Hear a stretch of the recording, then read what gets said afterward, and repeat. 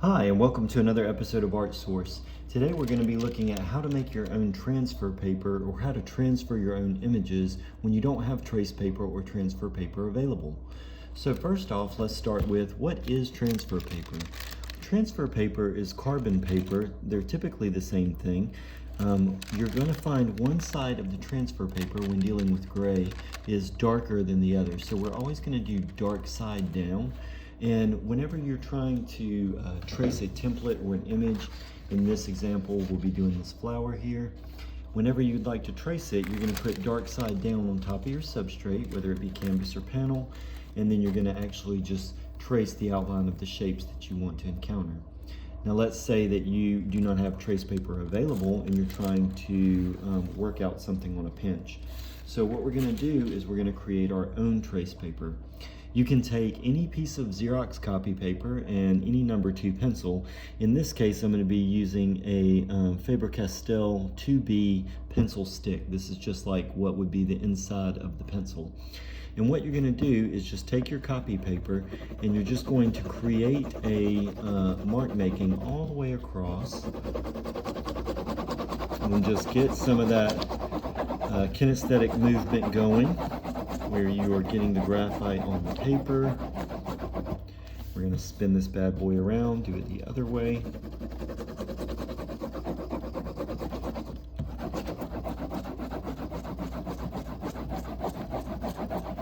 Okay, and make sure that you get a nice, smooth, even coating. For the purpose of this, I'm just going to do it here in the center so you don't have to watch me do everything. Now that's called a hatch line. It goes in one way. Now we're going to go back and I'm going to do a cross hatch line, which is going to make it significantly darker. And I'm not using excessive force. I am, putting a little pressure on it, but it's not like I have to grate down or anything.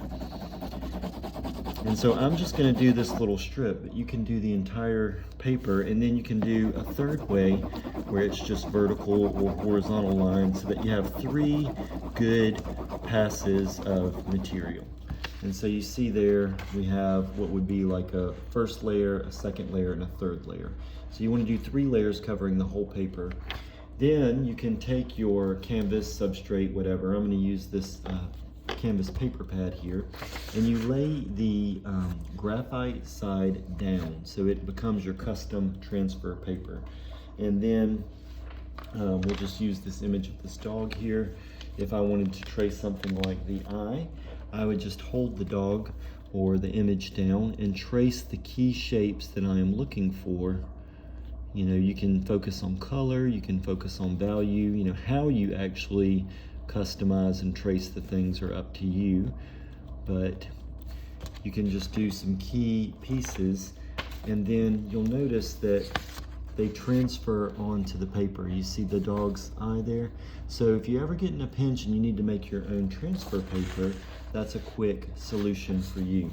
Now, one other quick trick is that if we are using, whether we're using homemade transfer paper or real transfer paper, whenever you're transferring on a canvas, you want to make sure and get a book or some kind of flat object to support the soft canvas, so that way when you're bearing down, you have a little bit more pressure because of the hard object coming behind it.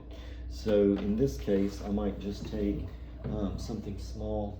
I have like a little pack of markers here, and I can just place those underneath so that when I press down here, I have a nice firm surface. So anything smaller than the actual canvas that would fit down, I actually push this to make it a firm surface. So I hope you enjoyed that tip for Art Source today, and I hope this helps with future projects.